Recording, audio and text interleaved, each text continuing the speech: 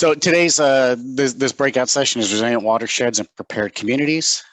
As we experience warmer temperatures combined with variable patterns and precipitation and polluted runoff will increasingly compromise our ability to effectively manage water supplies, floods, and critical water and wastewater infrastructure. These impacts can manifest differently across climate zones and landscapes, but climate change poses a shared challenge affecting the availability, quality, and quantity of water resources. Resilient planning provides an important framework for addressing unique challenges brought on by climate risks in order to protect vulnerable communities, critical infrastructure, and the availability of clean water. This session will highlight watershed-informed approaches to resilient planning, along with the challenges and solutions presented from urban and rural landscapes. We have a number of fantastic speakers with us today. In no particular order, we have Danny Johnson, who's with the Metropolitan North Georgia Water Planning District. Danny is a water resources engineer with the Atlanta Regional Commission and serves as the manager of the Metropolitan North Georgia Water Planning District, which coordinates the water resource management planning for the 15-county Metro Atlanta region. Mr. Johnson previously served as an engineering consultant.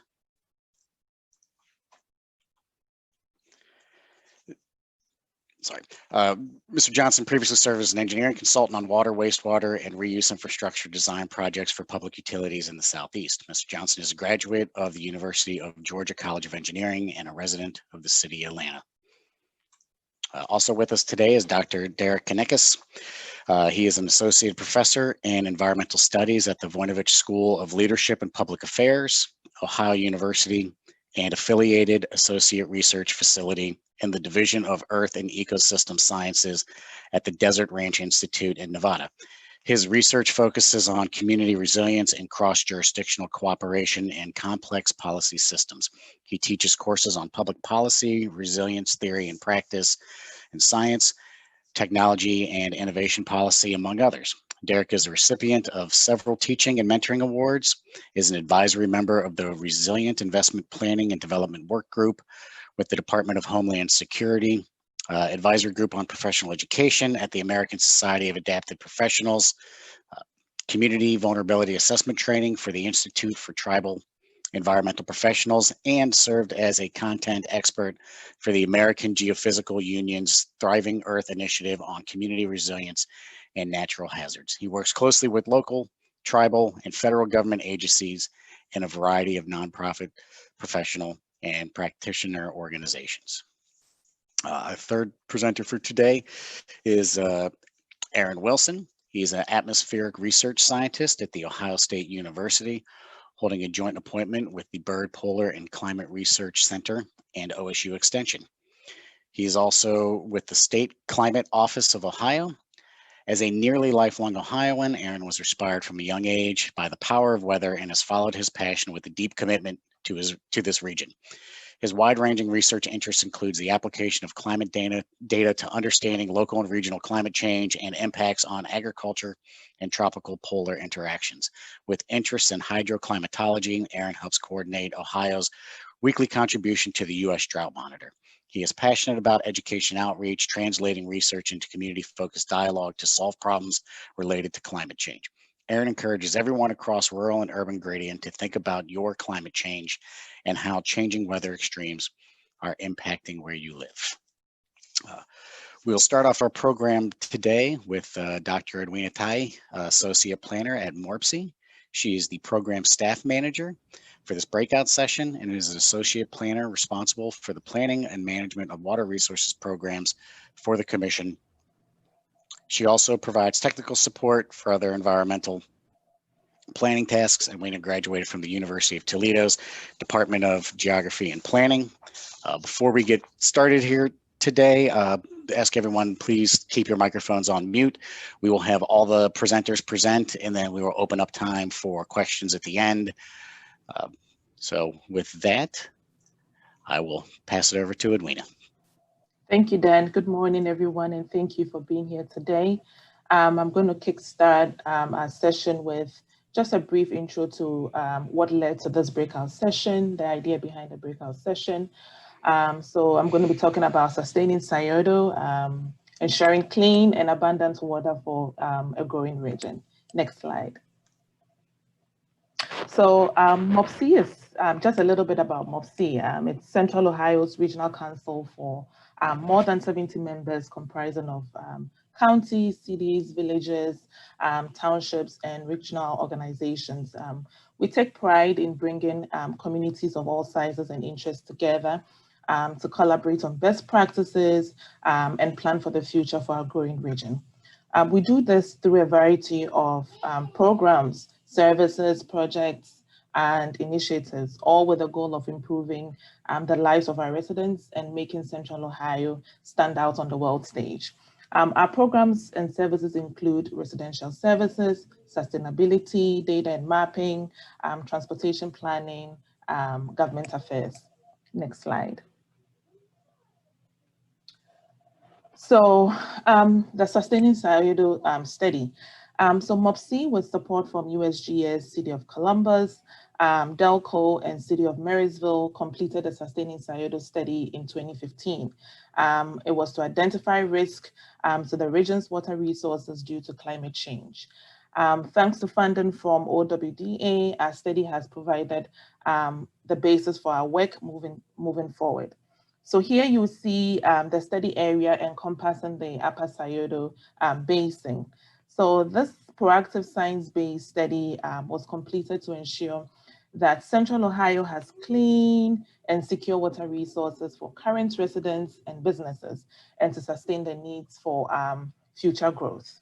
The study uses USGS watershed modeling to assess the impacts of changing weather patterns and regional development on water resources within the Upper Scioto watershed. These results, thank you. These results, along with the guidance of a stakeholder advisory group, was used to develop adaptive strategies to manage water quality and quantity during extreme drought or flood. The study resulted in short, mid, and long-term adaptive management strategies with the goal of reducing our vulnerability to harmful effects from climate change. So if we know that the changes are occurring, then we can be sure to put the strategies in place to be better prepared. Next slide. So this graphic helps to explain the impetus for this work. And I'm just going to highlight the big takeaways. First, nearly 2 million people rely on the Upper Scioto Basin for drinking water. The public is counting on the fact that we will have safe and abundant drinking water now and in the future as our region grows. It's also important to know that high water quality is essential to economic prosperity and development in the region. So for example, maintaining water quality and quantity keeps our region appealing to the beverage industry with companies such as Pepsi and Anheuser-Busch with operations in the area. By getting a better grasp on the weather and climate data, our communities and water utilities have better tools to inform long-range infrastructure planning, which is expensive and time-consuming. So the study is also unique for providing a case study from the Midwest on climate adaptation, while many planning initiatives are focused on coastal or desert regions. Next slide. So the MOPC Water Quality Program formed a board to put the asset to work for the region. Members of the board are listed on the screen just to let you see the strength in the breadth of interest and perspectives represented. This group and subcommittees will be the basis for the collaborative planning efforts. We are so excited to have so many partners and experts engaged in the work. Leading up to the board development, an implementation plan was created based on the adaptive strategies recommended by the study. As part of our informed decision-making strategy, we are focusing on establishing the board and implementing a comprehensive collaborative water quality monitoring plan, which we just recently submitted a funding proposal, and we are hoping for the best in regards to that. Next slide. So at this time, I want to thank our funders, City of Marysville, Delco Water, and the City of Columbus Department of Public Utilities for their continued support of our sustaining Scioto work. Next slide. Thank you very much. And I'm going to hand over to Danny.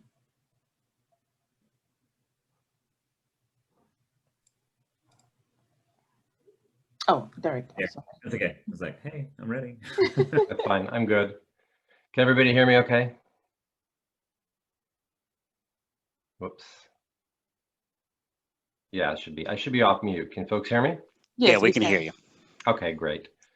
So I'm going to talk today about some new research I'm beginning with several partners across both the private and public sectors. And this is national level research. It's locally based, but also has some broader content. I'll begin with a short overview of some of the broad patterns we're witnessing in the need to rethink our management of watersheds, even if we don't realize it today. Some challenges facing watershed management, emerging technology and the potential of the data revolution and data science applications. And then I'm going to outline some limitations, why we don't appear to be getting fast enough to where we should be. The project is working on solutions to this array of specific problems we're identifying in the research, and primarily focused on deploying smart technologies at watershed scales. Go ahead and start the slides.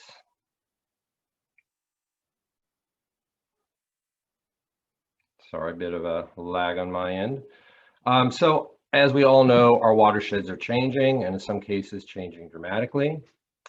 We're using these natural systems more and more intensively, and this is due to a number of factors.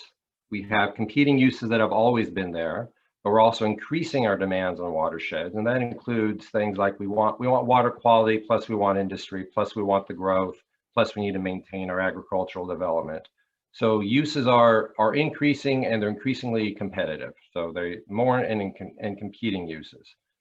There also there's increased stress on the associated systems around our watersheds. So whether this is land use, land development, pressure on land development, agricultural extension, wildlife systems, even soil management. And then certainly, as has already been mentioned, climate change is impacting the hydrological systems directly with more frequent and more extreme rain events, too much and too little precipitation, sometimes unseasonal, and precipitation in the wrong times and the wrong form. So out west, we're seeing snow to rain transformation in seasons. Next. There's also some rapid societal changes occurring around us that are changing how we need to start thinking about management of watersheds. We're valuing associated ecosystem services differently than we did in the past. We're seeing increased use of wildlife corridors being developed through urban areas now, with urban residents wanting to see the wildlife and increasingly lobbying to protect it. We expect cleaner river environments for our uses. So we're actually wanting to interact more directly with these natural systems. In the past, we've sort of pushed off to the side or we've ignored. Technological change has been rapid. We're seeing new technologies that are allowing collection of more real-time data than ever before. Geolocated sensor development is improving the size of instrumentation. We can now carry it in our pocket and on our wrist. And then multi-level resolution from various types of remote sensing, from satellites to low altitude drones, is increasing the dynamic availability of that data as well. And then the data revolution itself, so that we have access to data now that's in our pockets. The analytics and the visualization could potentially follow what we're seeing in personal health apps, where you're able to self-monitor. The combination of multiple data streams is now possible to get live snapshots of water quality, watershed health. So we have more tools now to manage watersheds than ever before, and to manage a wider and a much more diverse range of the services that these are providing. Next, please. So why should watershed managers care about smart tech?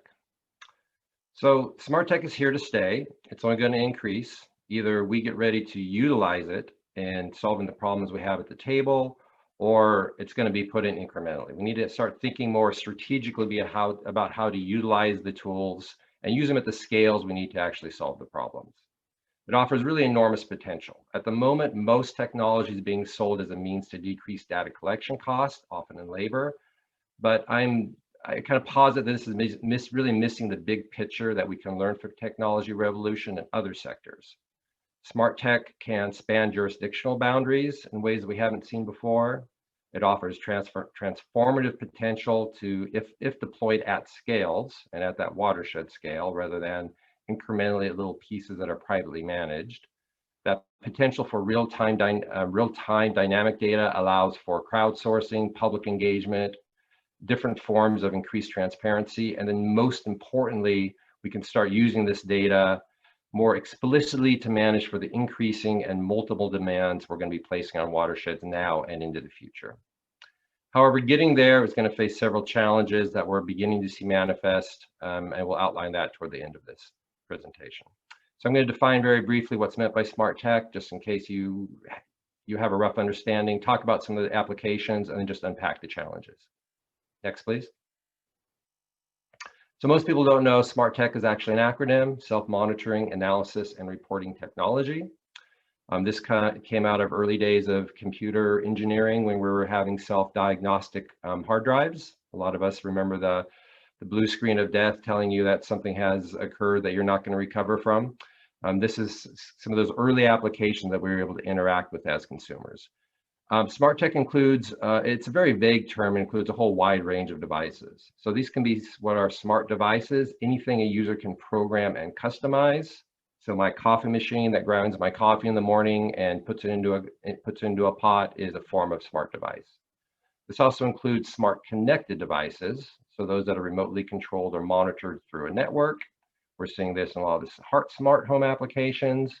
And then more importantly, IoT devices. And IoT are somewhat different than smart connected in that they have very hyper-specific applications, often come with analytic tools, typically data visualizations, and then can work on subnetworks as well.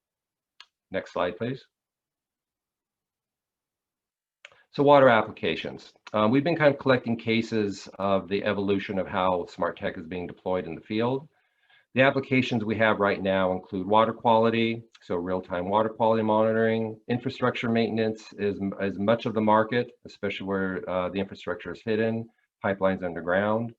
Irrigation and smart ag is the sector I know the best currently, particularly out in the West, but also increasingly here in the Midwest. There's some search and rescue applications for very remote regions on wild rivers.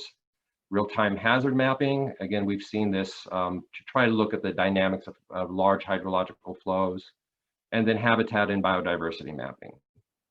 But what we're also seeing is primarily scientific and federally funded projects rolling out, often at very small scale pilot projects and very small applications.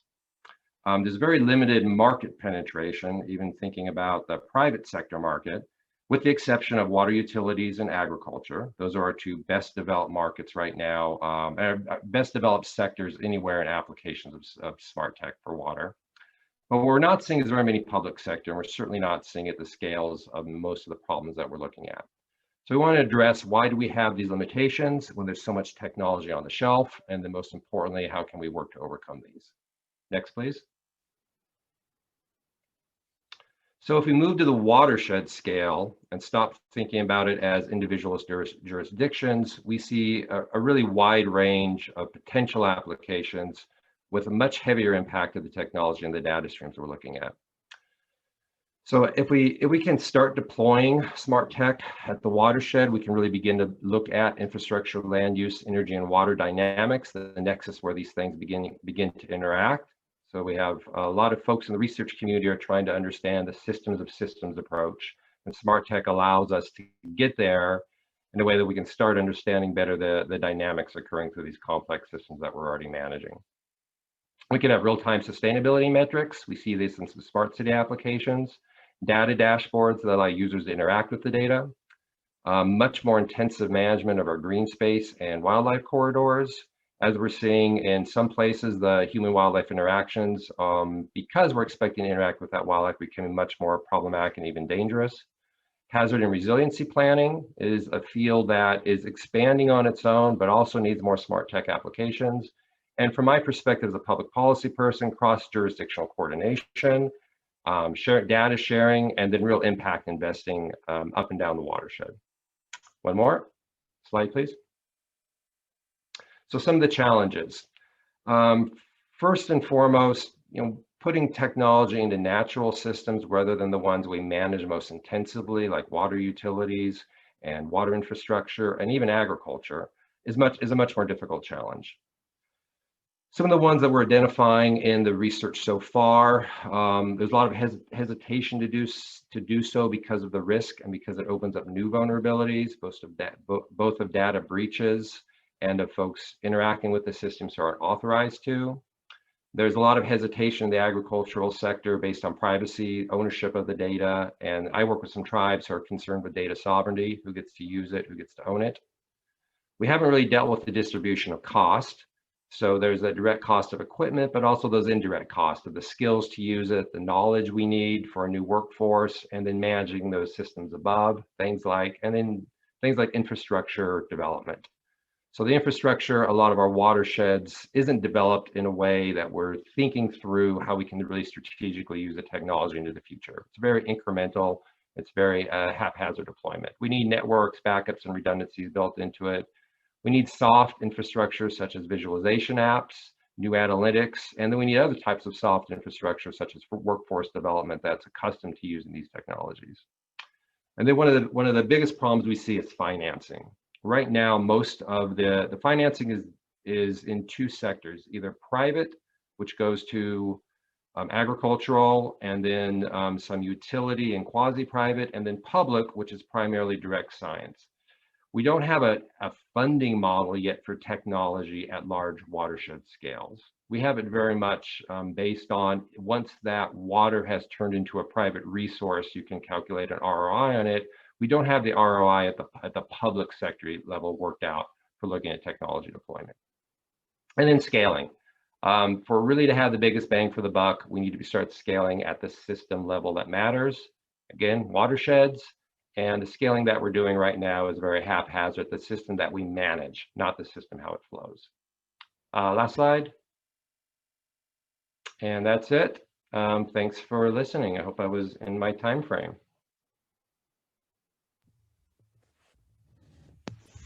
Thank you, Derek. I appreciate that. And Aaron, we'll turn it over to you. All right, thank you, everyone. It's certainly a pleasure to be here with you this morning. My name is Aaron Wilson. I'm a research scientist at the Bird Polar and Climate Research Center and OSU Extension.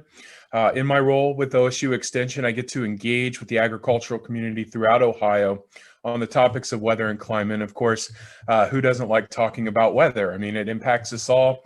Certainly has a lot of ramifications and implications for what we're talking about at this summit. So a lot of what I'm going to talk about is the science of what's happening locally, along with the challenges and solutions in agriculture. So next slide, please.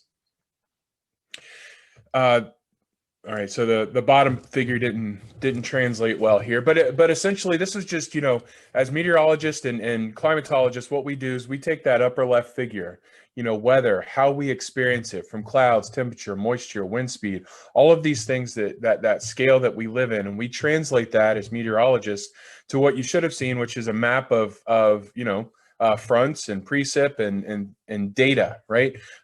Symbols that represent certain data, and over time that data gets collected and can be presented in graphs like you see on the right-hand side, some compilation of data over long periods of time, which is what we call climate, averages over periods of months or more. But then importantly, that data has to be translated back to, back into the community for use for things like monitoring drought, or, what happens when we get 5.5 inches of rain in 2 hours on a farm field in Darke County. This is the type of translational science that I'm very interested in understanding how to translate those numbers, that data in the bottom right, to those impacts. Next slide. So, one of the things we can do is we can look at billion-dollar disasters across the U.S. And this is a picture of last year's disasters in 2019. And in the bottom right, you see a year-to-date billion-dollar disaster event frequency, and it's all consumer price index adjusted here, between 1980 and 2019. So the black line, the way this works is it's just the accumulation throughout the year. So the yearly total is under December there on the right-hand side, and you see the average around 6 events per year since 1980. But if you look at the top lines there, you see a lot of years from more recent past, 2011, 2017, as those 16 billion-dollar weather and climate-related disasters, many other years within the last decade. And in fact, 2020, we just had our 16th event this season. So that ties with 17 and 11. What's important is that the face or the identity of these billion-dollar disasters is different depending on where you are typically in the country. You know, we hear about the wildfires, we know about the droughts, the heat waves out west. But one of the things that we like to talk about is areas of the country that are water rich. I mean, I would include Ohio, Mississippi, Ohio, you know, that area is water rich versus areas that are more water scarce that people in Ohio really, if they've not been there or experienced it, don't understand, you know, water deficits and that sort of thing. So if you look at the last, you know, between 2008 and 2017, and you look at natural disasters in Ohio, you can see we've had over $200 million on rain-related disasters. So I would argue that the face of climate and climate change in Ohio locally is primarily one through water. And we have a lot of other impacts, and I'll talk about those. But it's not, you know, it doesn't go without, you know, notice that a lot of our natural disasters are through that water interface. And that's why it's important to talk about resilience from that aspect. Next slide. The important thing is, you know, as we know, temperatures are rising, but there's so many more interactions that are taking place in the atmosphere related to water and other things, but really related to the changes that are happening locally. You know, at Bird Polar, there are a lot of my colleagues study changes in ice, in glaciers and ice sheets that melt. And ice is provocative. You watch it melt, it disappears, right? We watch these 50-story glaciers just calve off and disintegrate, and it's very provocative. But when you go home at night in central Ohio, are you still thinking about that ice melt? And I would say a majority of folks are not, because there's the connection to what's happening in these distant locations is not as readily intuitive. It's not felt that way, but it's not without, you know, impacts on what's happening locally. So we know that, you know, glaciers melt, Greenland ice, Antarctica, and across the Arctic, that ice then contributes to global sea level rise. Some areas are rising faster than others. We know communities along the Gulf, Florida, up the East Coast, see sunny day flooding, high tide, more water inundating farther inland as that sea level continues to rise. But we see all kinds of these positive feedbacks that induce additional changes: temperatures over oceans, over land, and increasing water vapor, right? The amount of water vapor that's in the atmosphere that's available for hurricanes to utilize. Warmer temperatures for hurricanes to utilize, stronger storms, and more intense events. All of these feedbacks playing into the system. Next slide. So if you just look at our changes according to the latest National Climate Assessment, you know, we've got temperature warming across many areas of the U.S., not everywhere. If you look in parts of the Southeast, temperatures actually have cooled compared to the first 60 years of the 20th century. But more than 95% of the land surface has demonstrated an increase. We know that there are details here that matter, especially for agriculture. Winters are warming twice as fast as our summertime. Nighttime lows are warming quicker than our daytime highs, especially in summer. And these can have big impacts on what's happening locally and the changes there. If we look at the precip across the U.S., according to the latest National Climate Assessment, it's a 4% increase in precip, but you see areas that stand out that is not the case. Drier areas across the desert Southwest, parts of the Southeast that are actually drier than the early part of the 20th century. And so it really matters, you know, depending on where you are. Here in Ohio, you know, we've seen a 5 to 15% increase in rainfall, highly driven by fall trends, where we see north central Ohio, for instance, and northeast Ohio, upwards of 35% increases in rainfall since 1950. So these local impacts have big challenges here, and not just the amount or the seasonal changes, but the intensity of that rainfall. We have this hydrologic reality of intense rainfall events, intense dry periods with rapid switch transitions between these two types of regimes, which make it very difficult from a management standpoint. Next slide. So we'll focus on the right-hand slide here. You know, this is from a state summary right before the last National Climate Assessment, looking at the observed number of extreme precipitation events here defined as greater than 2 inches, a 5-year mean for any one location across Ohio back to 1900. So you see, since about the mid-1990s, we've seen a higher level of these extreme precipitation events. There are 3 other peaks in the record, and funny enough, 13, 37, and 59 all fall within those 3 other peaks. And those, of course, in Ohio are major flood years. So the point of this graph is that we are not far from a flooding disaster. We're not far from an extreme weather event, even when we're in the middle of a drought conditions. And this is really that face, what I call the face of Ohio's climate change here locally. Next slide. So this didn't turn out very well, but if you look at the top, the 4 out of the top 10 warmest and 6 out of the top 10 wettest years have all occurred since 2003 in Ohio. And if you go back to 1990, 8 of the top 10 wettest have occurred since 1990, and this record going back to 1895. So indeed, we are in a wetter world. Even when we have these short periods of drought, we see a lot more rainfall, and that's what we have to deal with as water managers and the like. Next slide. So we use models, and it's often said, obviously, models are always wrong, but some are useful. We build confident. We know that we build models that to understand, you know, they kind of capture the current understanding of our atmosphere. There are still frontiers of climate science, microphysical properties of clouds, sea ice interaction in the Arctic. But our best models tell us that by mid-20th century, on average, we're 4 to 5 degrees warmer than a 76 to 05 climate, what we feel is a contemporary climate. And we're going to add another 3 to 5 inches of rainfall on top of that as well. Right, this is what we see as we project out into the 21st century, just through mid-21st century. Next slide. And with that precip, we see the seasonal redistribution of water, where the traditional off-season, fall, winter, and spring, increases in our rainfall, increasing trends, but then the decreasing trends during the summertime and the potential for strong seasonal water shortages. We've always dealt with drought, but just this cycle of a lot of water off-cycle, you know, not on a growing crop or not on a growing landscape versus dry conditions during the summer. Next slide.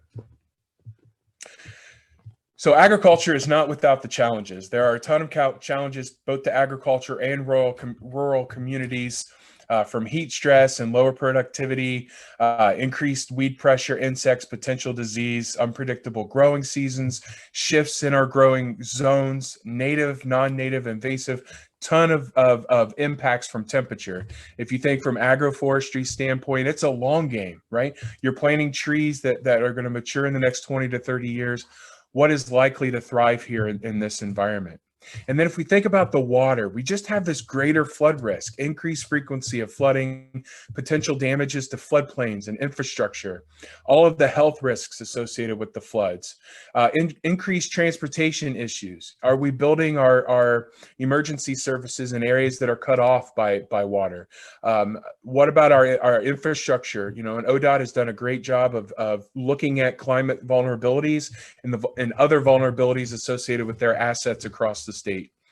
Reduced water quality. We know water quality is such an important issue. It's a city and a rural issue. It's all of our issue here to contend with intense runoff, extreme precipitation events that are leading to the erosion issues and loss of nutrients. And then potential, you know, for these summer droughts and seasonal water shortages. Next slide.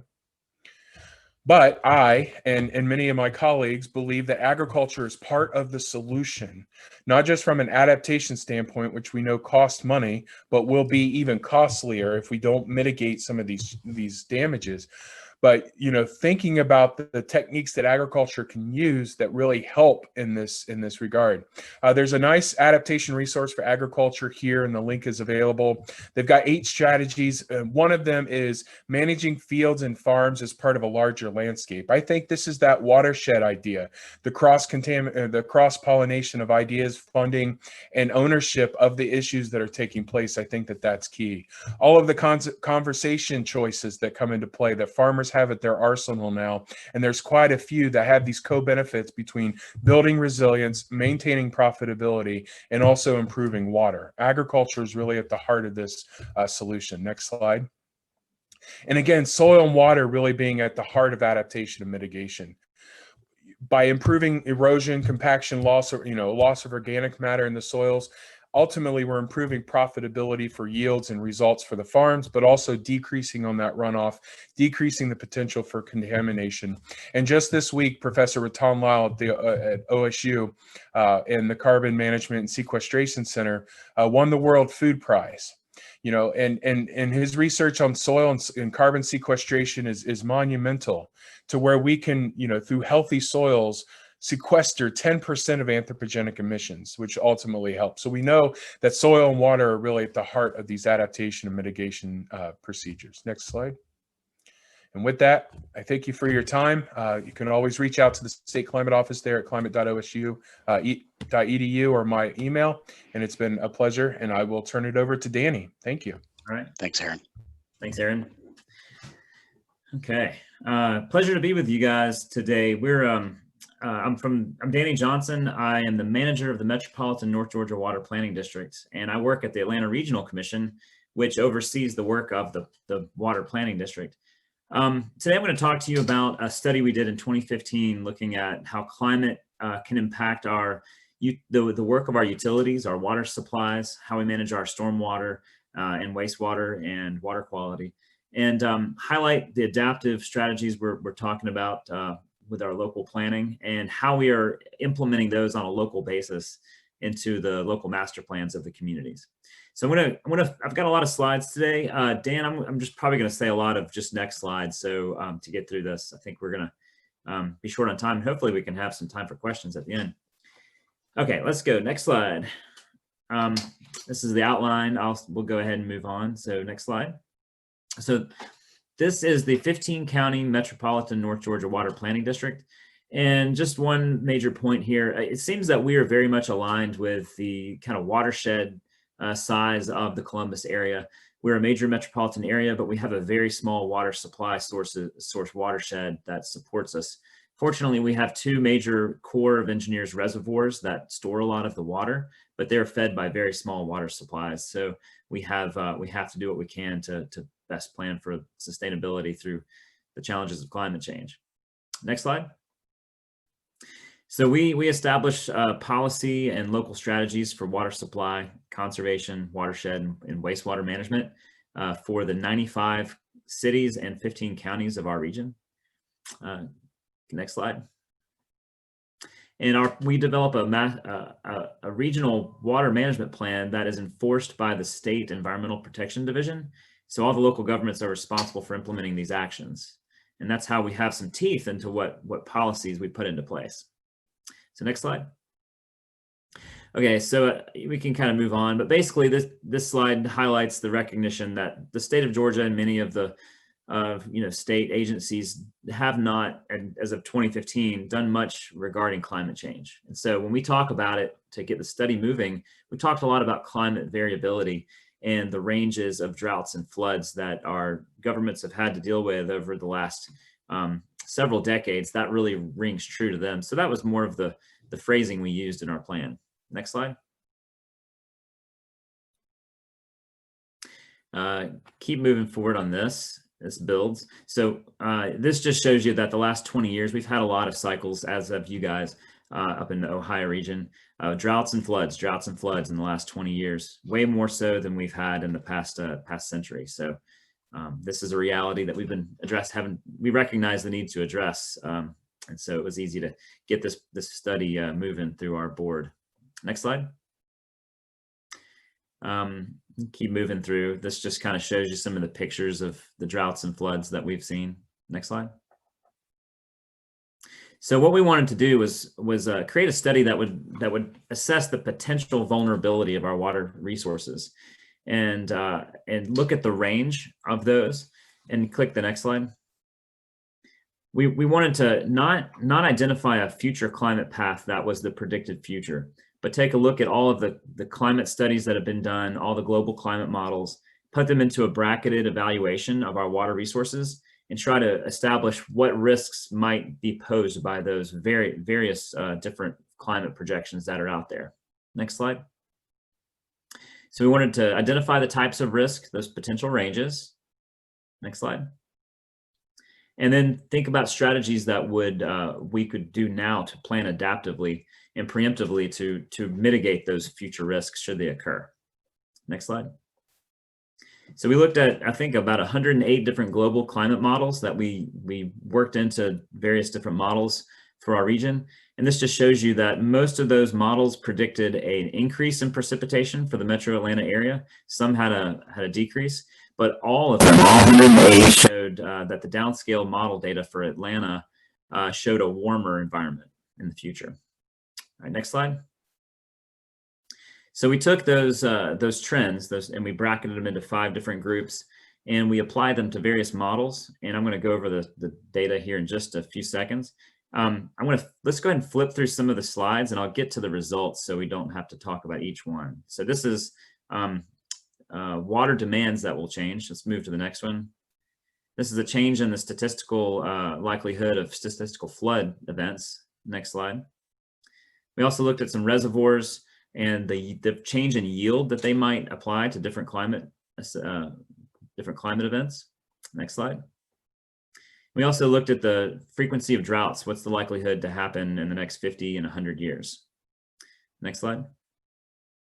We also looked at water quality and how the dissolved oxygen levels would be impacted by the temperatures. Next slide. And I'll just summarize these here instead of going back to those slides. But we're looking at a range of water demand increases because of the warmer temperatures, up to about 4% increased water demand in 2050. Next slide. We also took a look at the storm intensity. We saw that some storms might increase in depth, frequency and depth of up to 12% in the depth, and that likely 5-year storm peak stream flow runoff would increase up to about 11%. And that pollution loading in those streams, mainly because of the increased warmer temperatures, that the streams would see an increase of up to 15% across the range of scenarios. Next slide. So in reservoir yield, because there's a likelihood of increased rain and increased temperature, we saw some of the situations showed our reservoirs would yield more water supply in the future, and some would decrease. So we kind of saw a range there. That was interesting. It kind of depended on the watershed characteristics themselves, which had more to do with it than the climate scenarios, it seemed. Next slide. Water quality, we did see a decrease in dissolved oxygen by up to 1.4 milligrams per liter in some of those worst case scenarios. Next slide. And so the plan includes a number of preemptive strategies and adaptive strategies that folks could implement now and have like a no regrets outcome. And if you go to the next slide, you can see that we kind of categorized each of those in the plan. And on the next slide, this is just one of the examples. Green infrastructure, something that's talked about a lot lately, and there's so many benefits to green infrastructure. It can reduce the flooding impacts from the more intense storms, but also it can replenish the groundwater supplies and keep that base flow high during times of drought. So it's a good strategy for managing storms right now and helping to mitigate those droughts in the future. Next slide. And this is one of the several graphics we incorporated to demonstrate like the likely impacts of something such as what would the impact for increase in non-point source pollution loads be for wastewater treatment plants. So wastewater treatment plants have to treat to a specific discharge permit requirement. But if that stream can't take as much pollutant loading as it used to, as the temperatures increase, well, that treatment plant is going to face some challenges with its new regulatory environment as the years progress and temperatures increase. So these are the kinds of things we use to highlight the various changes and examples of adaptive measures that folks could be considering now. Next slide. We recognize that any future climate variability will create risks to our water and water-related facilities. And we did a lot of communication with our utilities about the study and how it can provide them some insight onto how they need to be planning progressively in the future. And let's go to the next slide. And we talked about some of the things that we could do now. Some of the things that these utilities should be doing is identifying the triggers that might indicate that they need to go ahead and do an event or do an action in the future. But really, they should be considering those preemptive measures now that are low cost and low risk, and will yield benefits regardless of the climate trends. Next slide. So what we did to bring this all together is in our water resource management plan that's enforced by Georgia EPD, we have an action item that says all utilities in the region shall have a local master plan, and we indicate certain elements that are required in there. After we did the study, we updated that action item to include a requirement that every local master plan for water and wastewater include a section on climate resilience, that you identify the risks to your specific infrastructure, based on increased rainfall depths, increased flooding risks to your infrastructure, and how more frequent drought might impact your water supplies, and then identify those adaptive measures in your master plan. So this is just one way we can get all of our utilities actively thinking about this, whether or not they have a paragraph that references the section, or the more sophisticated utilities will develop a much larger implementation plan in their master plan. We just want them to be thinking about it, and this is one of the ways that we're kind of trying to catch them in the regulated environment. So we're hoping that this will be impactful over the next several years, and we're going to consider an update to this probably in the next 5 years and take another look at it. I think that's my last slide. Yep. So I think a couple minutes late, but we got through it. Perfectly all right. Thanks, Danny. We have a few minutes for questions, so I will stop sharing. So please feel free to unmute to ask a question, or I've got some in the group chat here. So first question I see is, Derek, can you provide examples of programs that have successfully deployed smart tech across a watershed, especially with a focus on measuring water quality? I can give you, I know where they've been attempted. There's one in Scotland, Wales, that's looking at water quality impacts, climate-based. It's primarily federally funded. And there's a research institute out of an engineering department out of Waterloo in Canada, where they have a test bed for technology. Other than that, the only successful cases we have been at the utility scale. Thank you. If anyone has any other questions, please put them in the chat, or feel free to unmute and ask a question directly.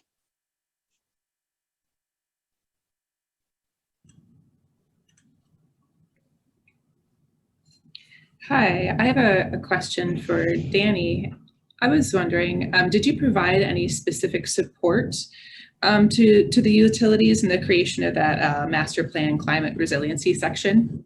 Yeah, so not direct support, but what if we direct them to the plan, the study that was released in 2015 has got multiple pages of adaptive concepts that they can consider. So we direct them to that plan and say there's lots of good ideas in here. We hope that you and your engineers will consider these and adapt them locally. But yeah, to date, we haven't had anybody who came to us and said, hey, we need some support with these specific items. Generally, the engineering firms that they're working with have that ability to do that themselves. So yeah, good question. Thank you. Mm-hmm.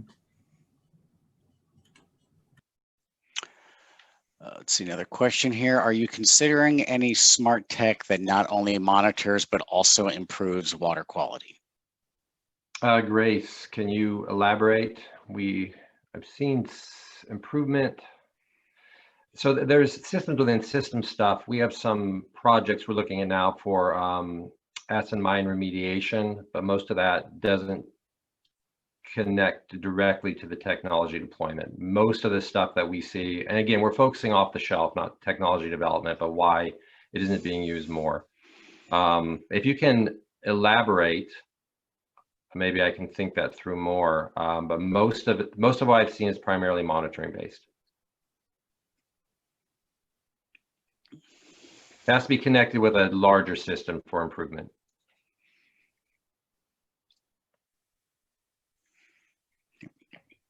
Thank you. Sorry. I have a question for everybody. I've seen some conversations recently where the discussion of resiliency or building resilient communities is kind of separate from sustainability, and I've heard the argument that the two things are not intertwined, that it's different concepts. But it's always been my thoughts that if we build resilient without looking at the sustainable and climate impacts and environmental impacts of the way we're building, then we're just perpetuating the same problem. We're kind of predicting our future. Just wanted to see if any of you had thoughts on those two items being combined or separate. I can say, just speaking from a regional organization that works, sometimes the words we use help us in our task, or they hurt us in our tasks. And I remember 5 years ago, we had heard some of the local folks suggest that using the word sustainability didn't really ring true with some of our local officials. That was something that, that's kind of a bad word. But resiliency was something that everyone could understand, because everyone has to deal with how do you bounce back from impacts. And so we use the term resilience more often in our work. But that doesn't necessarily answer your specific question. It was kind of quiet, so I thought I'd jump in and wax on about that.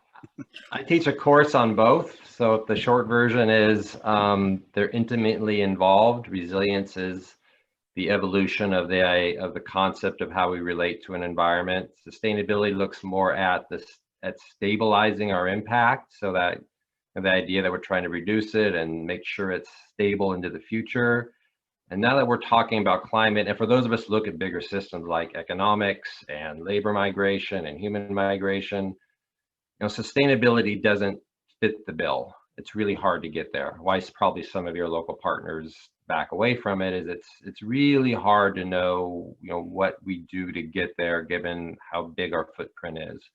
Resilience kind of accepts up front that the systems are changing really, really dramatically and very rapidly. And it's more about both our response to, and I would add to kind of Danny's definition, because words matter. It's also about reorganizing around to reorganize when those impacts occur that you're not going to recover from. And that's a harder one to work with for some of my engineering colleagues who like to build bigger walls.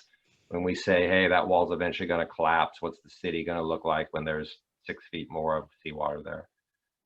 It means just more creativity. So I think it's looking at much more dynamic systems than traditionally sustainability has.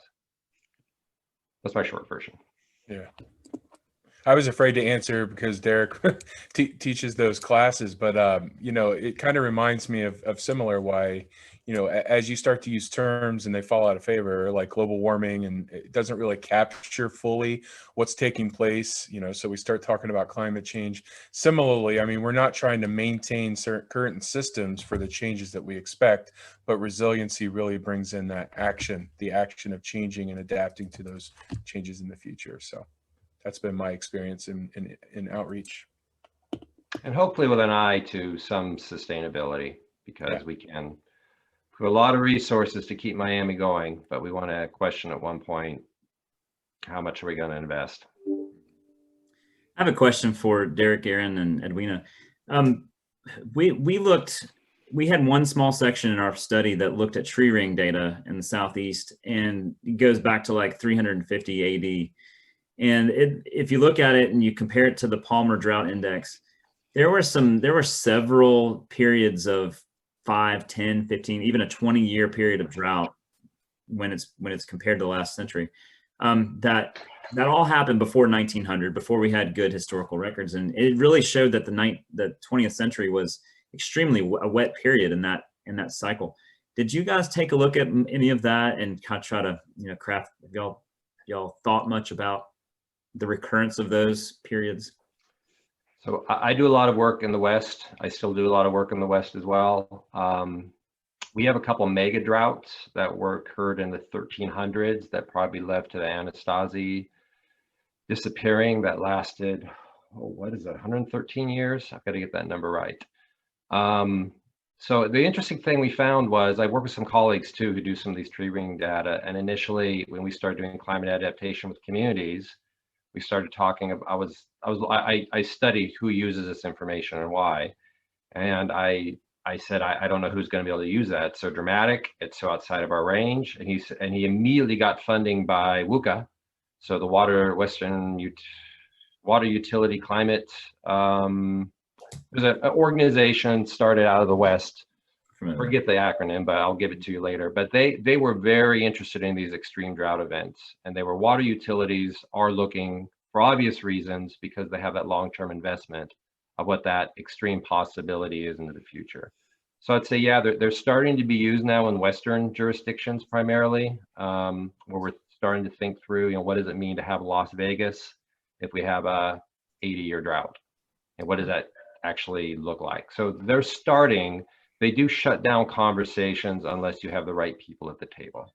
So the other thing we find is the more extreme that you put at the table when we start doing these workshops, you need to have action items. We all go to our toolbox to find how to fix it because that's how we think. And if I throw something at you that you can't fix, it really means we need to start thinking very differently about these extreme events. So start small with the coalition of the willing. Don't bring extreme drought out to your general partners yet. That's good. That's helpful. Thank you. Sure. And generally, I mean, working at a center that uses a lot of proxy data to understand distant past climates, ice rings, even Arctic sediment to understand, hundreds of thousands of year scales. There's always cautionary tale when it comes to tree rings, and some authors have shown inconsistencies around the globe and those sorts of things, but ultimately it's still trying to get at information when we didn't have as robust of an observing network than we do today. You also bring up Palmer drought, which is interesting, somebody that really works with drought and drought coordination in Ohio. Palmer is something that doesn't, I would say, hasn't really captured drought very well since we've got into these rapid transition periods. Certainly, we've not seen anything throughout the Midwest and Ohio in Palmer like we saw in the 30s and the 50s, which we had these multiple year droughts and sustained droughts here. But so there's there's hundreds of drought indices and indicators that can be used, but that could be an interesting thing is to look at some other drought information in that report and see if it might not be better tailored to what you're seeing, at least during the observed period. Yeah, I would caution against using Palmer as well. Even for the Western jurisdictions, it doesn't capture the real economic or the ecological impacts of water scarcity. Great. Well, thank you, everyone. I believe that brings us right up to our time. I'd like to thank all of our presenters today for a very interesting and educational session. So thank you very much. I enjoyed it very much. I hope everyone else did as well. So thank you for participating in the Warp Conference. And Edwina, I don't know if you have any other final parting comments for the session, or we'll just let everyone go to their next session. Yes, I think we just want to thank everyone for making time to be part of our session today.